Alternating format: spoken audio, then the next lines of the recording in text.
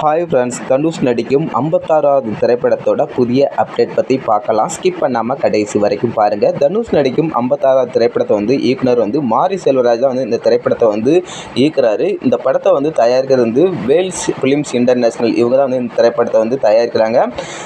ஐஸ்வரி கணேஷ் தான் தயாரிக்கிறாரு. இந்த படத்துக்கு D56 அப்படின்னு சொல்லியிருக்காங்க. இன்னும் இந்த திரைப்படத்தோட பெயரை அறிவிக்கல.